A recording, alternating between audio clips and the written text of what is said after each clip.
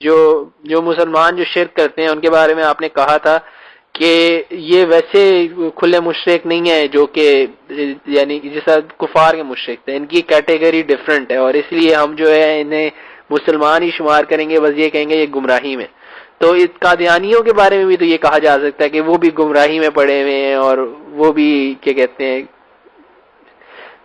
بات یہ فادر جی قیامت کے دن اللہ تعالیٰ لوگوں سے کیسے معاملہ کرے گا، وہ تو ان کی نیتوں کو حالات کو جانتا، اس میں ہم کیا دخل دیں گے. جی ہم تو پابند ہیں کہ دنیا میں جو ہمیں شریعت ملی ہے اس میں کہاں تک کسی کو مسلم سمجھے اور کہاں سے اگر سمجھ لیں کہ یہ ہم سے نکل گیا. جی یہ ہے ضروریات دین کہلاتی ہیں کہ ایسی باتیں جس پر دنیا کے سب مسلمان متفق ہیں.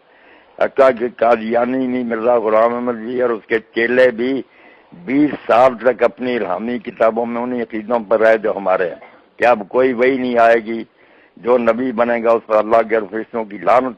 ہم بالکل نہ دہلی کی جامع مسجد میں غلام احمد نے کہا کہ مجھ پر شبہ کرتے میں نبی بننے والا ہوں، میں اس نے اسلام سے خارج ہونا، اللہ اور فرشتوں کی لعنت ہو مجھ پر اگر میں یہ بات کہوں کہ نبی ہوں.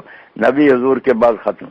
اس لیے لاہوری پارٹی اب بھی کہتی ہے کہ وہ نبی نہیں تھا، اور کسی سے لفظ بولا بھی ایسا تو وہ مجازی مانو میں کہ اللہ نے مجھے الہام کے ذریعے خبریں دی ہیں. تو مطلب یہ ہے کہ جو باتیں طے شدہ ہیں ان کو بھی کوئی آدمی رد کر دے اور سرحد پار کر دے تو پھر تو اس کو دنیا میں ہم کافر ہی سمجھیں گے.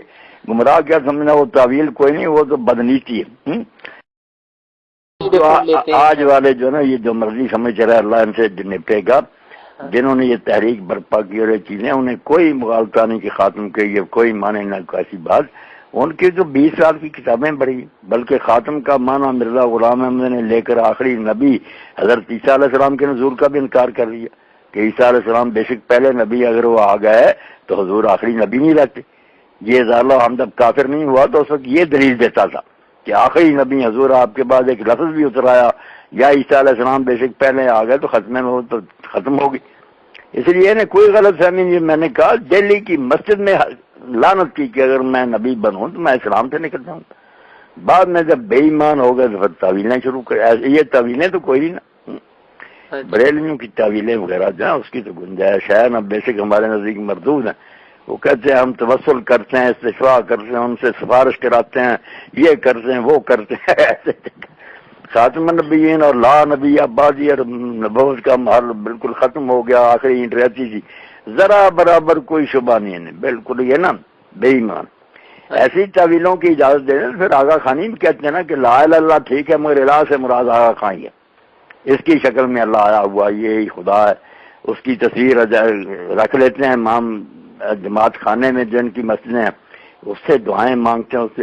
اب یہ کیا تعویل ہے کہ ایک انسان کو خدا کہہ رہے ہیں؟ اچھا، یہ بھی تعویل کی بھی کوئی حد ہوتی ہے. ایسی تعویل جو 20 سالہ کتابیں آپ کو پڑھنے کا موقع ملے تو حیران ہوں گے آپ کہ یہ لوگ بھی نبوت کے دعوے دار. اس لیے نبوت فی الاسلام ملے نا، جو مولوی محمد علی لاہوری امیر جماعت احمدیہ لاہور جو الگ ہو گئے تھے ان سے، اس نے قرآن کی تفسیر بھی انگریزی میں بھی لکھی، اردو میں. اس نے یہی ثابت کیا کہ نبی کہاں سے آ سکتا، بالکل کوئی نبی نہیں آ سکتا. اچھا چلے صحیح. اچھا، میرے سے دوست نے اصل میں پوچھا تھا تو میں نے یہ کہا تھا کہ اصل میں وہ جو آپ نے ایک بات کہی ہے کہ نبی جب بندہ کوئی مانتا ہے تو وہ اپنی امت فرق کر لیتا ہے. تو جس طرح ہم یہود و نصارہ کو کافر مانتے ہیں نا، اسی کہ وہ نبی کا فرق ہے، تو اسی لیے جو ہے ہم قادیانی میاں صاحب بات ہے کہ اگر ہم کہیں کہ ان کو تعویل کا فائدہ تو ہمیں تو بے شک تعویل ان کو نفع دے، مگر ہمیں تو ماننا پڑے گا ہم کافر جی جو ایک نبی کے منکر ہیں، ہم کیسے مسلمان رہ گئے. یہ تو کلیئر بات ہے. یا ان کو کافر کہیں جنہوں نے ایک نئے نبی کو مان کر الگ ہو گئے. انہوں نے پہلے دن سے جب سمجھ لیا کہ ہم نے نبی مان لیا قادیانی گروہ نے، تو انہوں نے بالکل وہی پوزیشن اختیار کی ہمارے لیے جو اہل کتاب کی کہ ان کی بیٹیاں لے لو، دینی نہیں. ان کو سلام میں پیر نہ کرو، کہیں تو وعلیکم کہہ دو. ان کے پیچھے نماز نہ پڑھو، ان کی نماز جنازہ نہ پڑھو. حتیٰ کہ خلیفہ بشیر الدین محمود احمد نے کہا، جب پوچھا کہ غیر احمدیوں کا چھوٹا سا بچہ مرا ہو اس کا جنازہ ہو رہا، تو اس نے کہا عیسائیوں اور یہودیوں کے بچے نہیں مرتے، تم ان کے جنازوں میں شریک ہوتے ہو. بالکل انہوں نے صاف لیے. مسلمان رہتے ہیں جتنے پھر ان پڑھ وہ صاف سمجھتے ہیں کہ باقی سب لوگ کافر ہیں. امام کعبہ سے لے کر مشرق مغرب کافروں سے بری. ٹھیک ہے. انہوں نے تو صاف لکھ دیا کہ جس نے نام بھی نہیں سنا مرزا غلام احمد کا کسی نے پھر بھی بیعت نہیں کی وہ بھی کافر. اتنا تشدد کہ غریب نے نام بھی نہیں سنا مگر انوار خلافت میں بصیرت نہیں لکھتا بشر نہیں نام سنا وہ نبی کا پر ایمان نہیں لایا اس لیے کافر ہے نا.